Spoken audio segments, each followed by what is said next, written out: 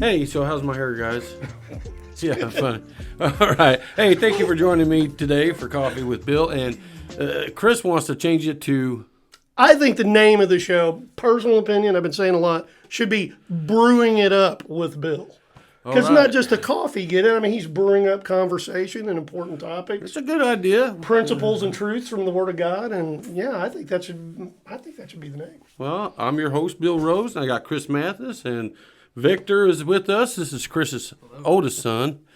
We don't really want him here, but we got him. Anyways, let's start with an update about a truck convoy at Chester Bridge. Here's our chief correspondent, Bobby Blackwater. Hey, this is your chief correspondent, Bobby Blackwater. Hey, this stuff is getting serious around here by Chester Bridge. And if you thought I was kidding, take a look. We got the state police, we got Illinois Department of Transportation, we got Chester Code Enforcement agents right here at Chester Bridge.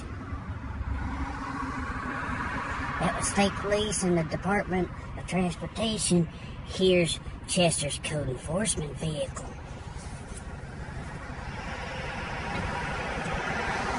And you thought I was joking. Back to you. Things you didn't know. Don't look. Don't be reading my thing here. Oh, say, did you know polar bears were mating with grizzly bears in the Arctic? I did not know. For real? Yeah, they're called pizzly bears. Look it up. It's for real. Hey, so hey, act like you're talking on my phone.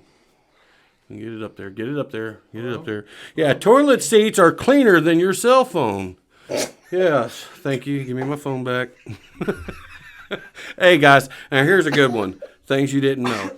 The letters YKK on your zipper stands for, and I'm going to butcher this up, Yoshida Kagyoi Kabushu Iki Kacha, which stands for Yoshida Company Limited. I did not know that's what that meant, and I had to get a pair of jeans and look to see if there's a YKK on there, Yeah. and there was. I did not know that. They make zippers all around the world. So now that we got the things you didn't know, let's hit it with the weather with our chief meteorologist, Bobby Blackwater.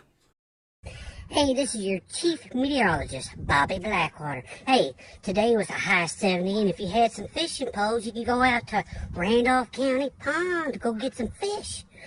Except for ain't no fish out there. Let's talk about next week's weather. On Monday, a high 47, and a chance of rain in the morning. Back to you. In the news, Fitbit is recalling 1.7 million Ionic smartwatches after 118 users were injured when their watches overheated, two of them suffering from third-degree burns, and I don't have to worry about that. How about you? You got a Fitbit? I ain't got no Fitbit. Yeah, I want G-Shock. Yeah, G-Shock. Best Hey. over-the-counter watch you can get anywhere. Yeah, but I ain't Don't worried. say it. I know you're going to bring up that story. I'm thinking it, dude. We don't have to worry because I'm not fit. I'm not wearing a Fitbit.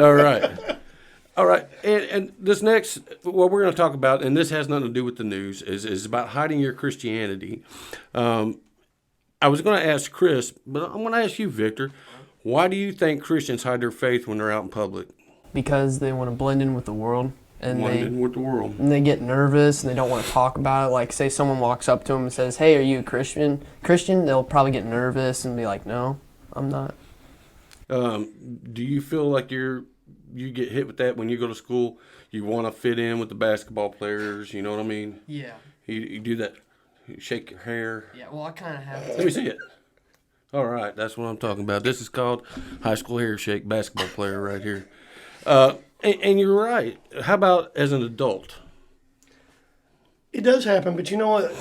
I got to say that in Christian walk, we make certain decisions on things that we're not willing to cross, lines we're not willing to cross. And that's something that, and, you know, saying this, I'll probably be tested in this very soon, but I try to make sure that if it ever comes up in topic or conversation that I'm not backing down from it. I've got to be honest and come clean and say, yeah, I belong to Jesus. So. Hey, I'll tell you what. I've drove up, have Joy FM blaring, and when I get close to somebody that does, I know, you know what I'm saying, and I'm turning it down because I don't want them thinking, there's a holy roller, you know. So, well, let me ask you this, Bill. How much of it is that I don't think you're concerned whether they know you're a Christian or not, Think right? about being chastised.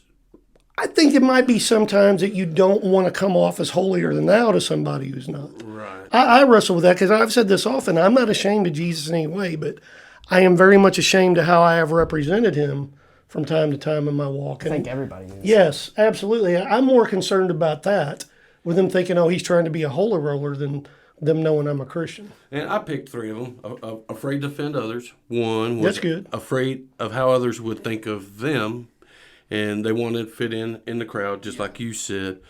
Would others say, well, I didn't know you were a Christian?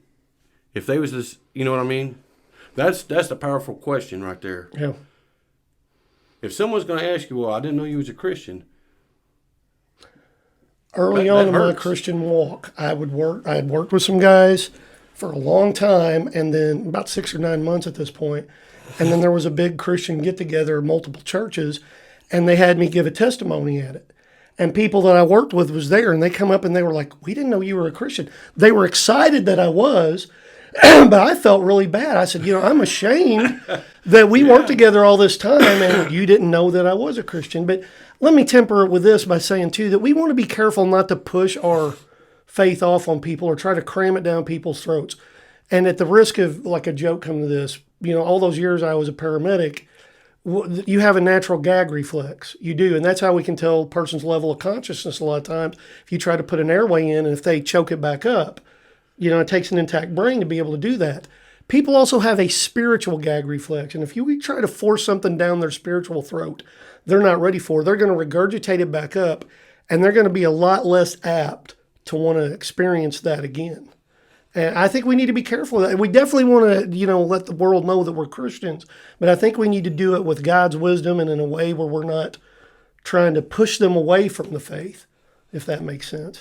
And I've got 2 Christians real quick that you guys can look up, and this might help you with your daily walk is, are you conforming to the world? And Romans 12:2 says, do not conform to the pattern of this world, but be transformed by the renewing of your mind.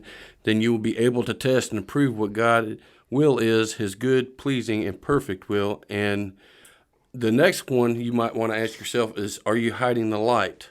Matthew 5:14-16 says, you are the light of the world. A town built on a hill cannot be hidden.